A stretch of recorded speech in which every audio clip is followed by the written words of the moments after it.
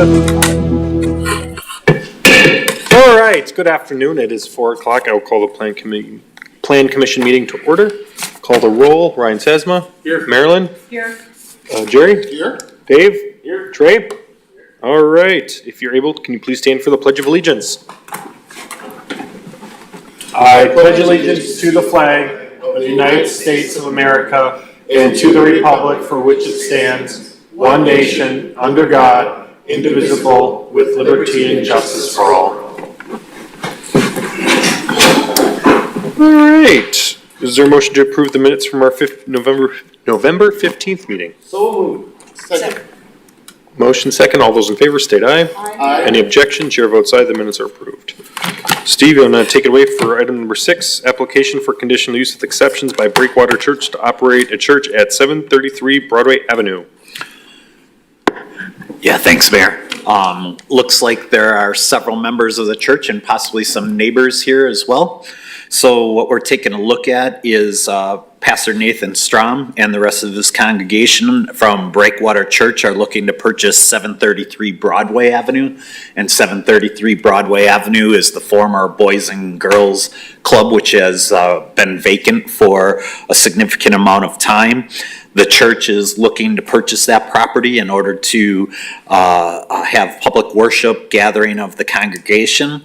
Breakwater holds one worship gathering at 10 a.m. on Sunday mornings, and the worship gathering will be handled in the multi-purpose space. So there's a nice gym space with a stage that will be able to be utilized by the church for the masses. There's a single employee who would be occupying the building during the office hours throughout the week. Additional program offerings could be offered in the same space and would run on Wednesday evenings or Saturday mornings. The purpose of Breakwater is to partner with neighbors to achieve positive outcomes in the community. This fits with the building that is situated in the neighborhood. We also intend to provide space for young people in the community to enjoy recreation and instruction. There's currently 10 off-street parking spaces on the rear or north side, the south side of the building. And they would be looking to also construct an ADA ramp that would allow access from the parking lot into the facility. Looking to build a new handicap ramp also on the east side of the facility and a new entranceway in that area. The existing signage would be left intact and repurposed to include the logos and information concerning the Breakwater Church. They anticipate that the renovation project would be completed in the months of January and February. And Breakwater Church has our city as a stated core value. Their goal is to see the city flourish and to see their neighborhoods flourish. The proposed usage of the building is in significant alignment with its previous use, the Boys and Girls Club.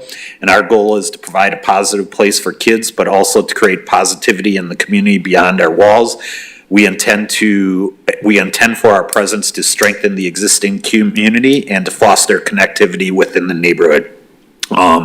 As I was mentioning, they would be looking to construct a new handicap access ramp on the east side of the facility, and we're just looking to make sure that that new entrance and ramp are matching materials, colors, design of the facility itself. Also with regards to signage, no formal signage, sign permits have been installed, but they'd be working with staff and probably utilizing a lot of the same things that you presently see on the building, and the applicant can speak to that if they have a little bit more. Other than that, staff was recommending approval of the conditional use permit subject to the conditions you have before you. I can answer any questions. The applicants are here, and then there are some neighbors here as well on this one. Cool. Jerry, quick question. Oh, you can let them go. Oh, okay. Any additional comments or input from the applicant? Thank you very much, Steve, for that initial presentation. Thank you very much to the members of the commission for your time this evening to hear our application. I understand you're human like the rest of us, and you probably would like to be home with your families and your loved ones at this time. So thank you very much for taking the time to meet with us. And I want to say this at risk of sounding like I'm brown-nosing a little bit. I've lived in a number of different cities, and your planning department and building inspection department does an excellent job responding to questions in a timely manner with robust and helpful information. So thank you to Steve and his department and for your leadership. I did want to run through just a few short bullet points. Who are we? Just to introduce ourselves to the people who will be occupying that space. Some benefits we hope to offer to the neighborhood, as you heard Steve represent, and then the benefits this space offers to us as an organization, and then lastly, our specific requests. So first, who are we? Our vision is to go unto the city for God's glory by the cross.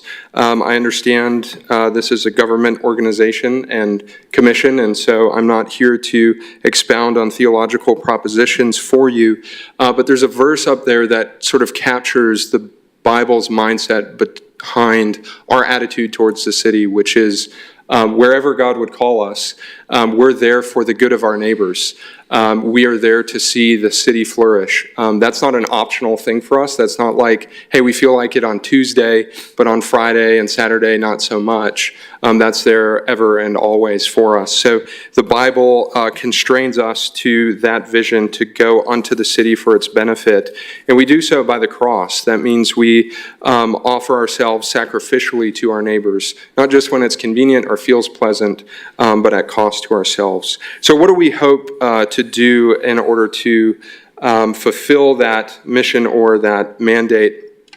Well, one pastor in our denomination once said, the church is not a building, but sometimes you need a building to show them you don't need a building. That might sound like an ironic thing to say at a meeting like this, but we intend to impact people. Not just space, not just green space, but the lives of the people around us in a positive way. And that's really what this building will enable us to do, and that's really what we aim to do. So we love that this space has trust in it.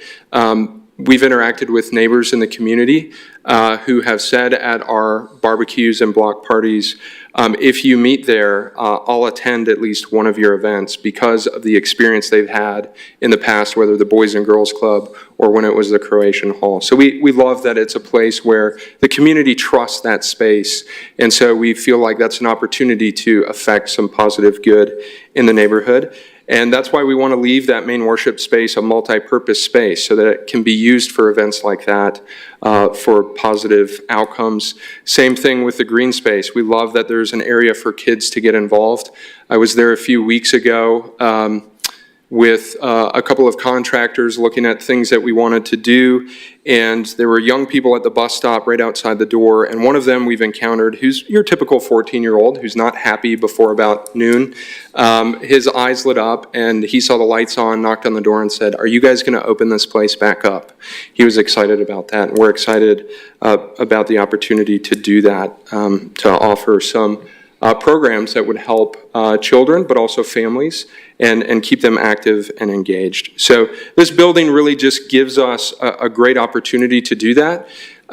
We feel that there's a need in that community, in those neighborhoods. I think the 2017 city plan that was put together with some of the federal dollars available noted that institutions, spaces for young people is needed throughout the city, and we hope to offer that.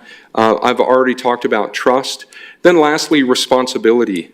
I've used the word opportunity, but I like the word responsibility better because it means that we're not coming in there to say, well, we're flying in on Sunday mornings and then we're out. Proximity implies responsibility. So when we see people hurting around us, this building offers us the opportunity to come in and say, that is my neighbor.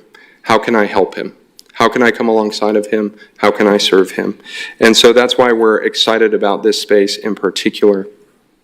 Our specific asks, as Steve outlined and pointed you to our application, we're asking that you grant us the use, that we can use it for that purpose, that you would grant our variance on the parking requirements, and then, if possible, that you would grant us temporary occupancy so we can begin our renovations and begin to make that space what we hope it will become.